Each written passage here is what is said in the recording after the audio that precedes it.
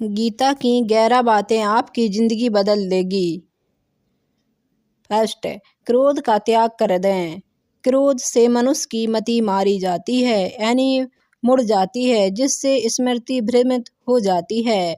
स्मृति भ्रम हो जाने से मनुष्य की वृद्धि नष्ट हो जाती है और बुद्धि का नाश हो जाता है और मनुष्य खुद अपना ही नाश कर बैठता है।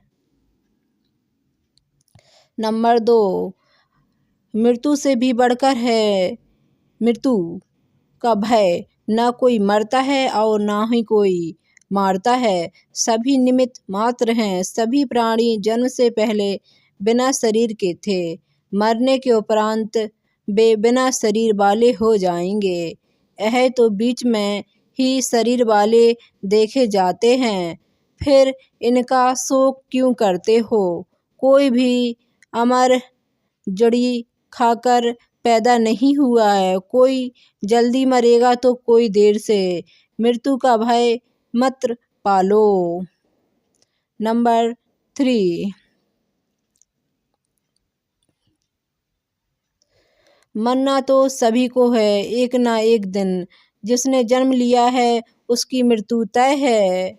आत्मा अजर अमर है।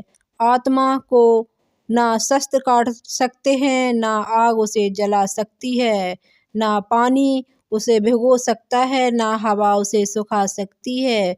जो लोग यह मानते हैं कि मरता सिर्फ शरीर है, आत्मा नहीं, मेरे अपने जो मर गए असल में वो मरे नहीं हैं। उन्होंने तो देह छोड़ी है, वो कहीं और जन्म लेंगे। ऐसे लोग ही सच्चा मार्ग ढूंढ लेते हैं। नंबर 4, कोई हमारा अपना नहीं है। गीता में श्री कृष्ण अर्जुन से कहते हैं कि हे अर्जुन, तेरे और मेरे कितने ही जन्म हो चुके हैं। आज जिसे तू अपना समझ रहा है वो पूर्व जन्म में तेरे नहीं थे। मेरे और तेरे बहुत से जन्म हो चुके हैं। मैं उन सभी जन्मों के बारे में जानता हूँ।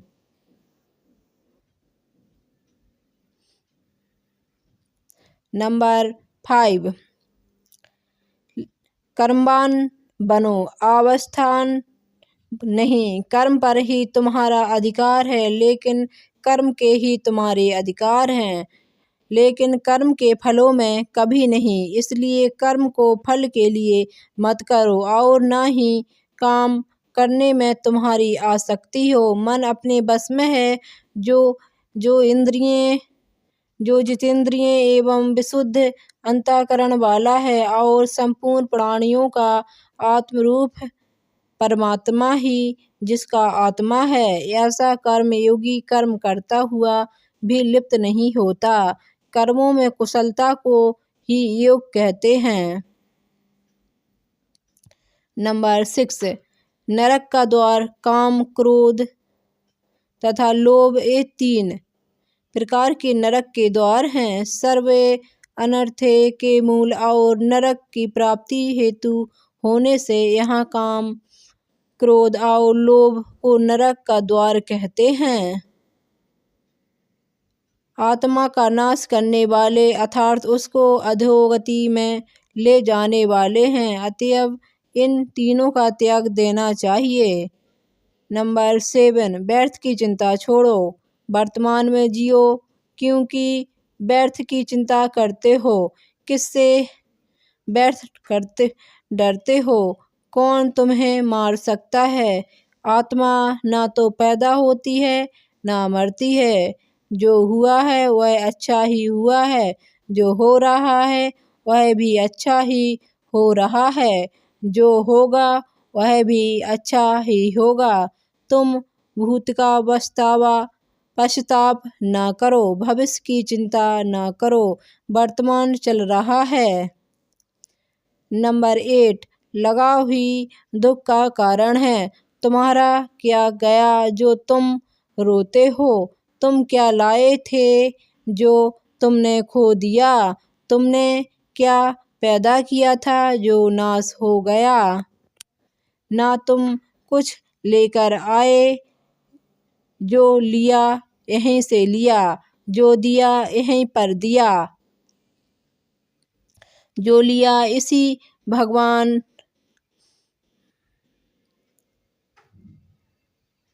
से लिया, जो दिया इसी को दिया।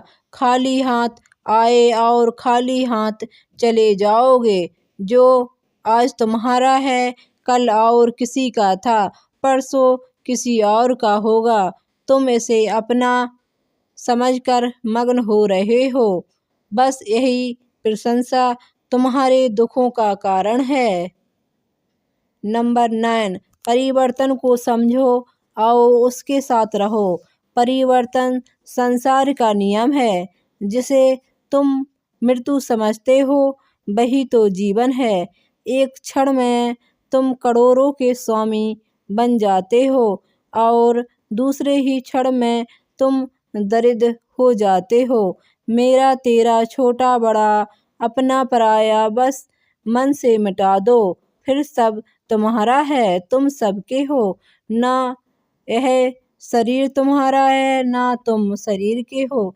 यह अग्नि जल वायु पृथ्वी आकाश से बना है और इसी से मिल जाएगा।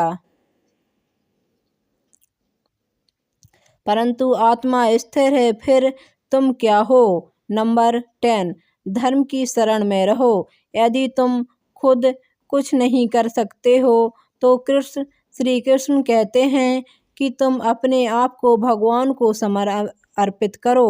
यही सबसे उत्तम सहारा है।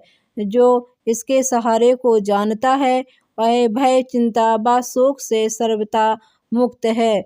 जो कुछ भी तू करता है उसे भगवान को अर्पण करता चला जाए। ऐसा करने से सदा जीवन मुक्ति का आनंद अनुभव करेगा। सारे धर्मों का त्याग कर मेरी शरण में हो जाओ। सर्वत्र मृत्युंजय मनंक शरणं व्रज।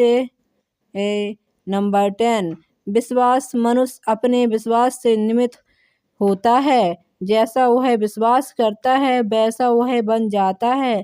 सदैव संदेह करने वाले व्यक्ति के लिए प्रसन्नता न इस लोक में है और न ही परलोक में है।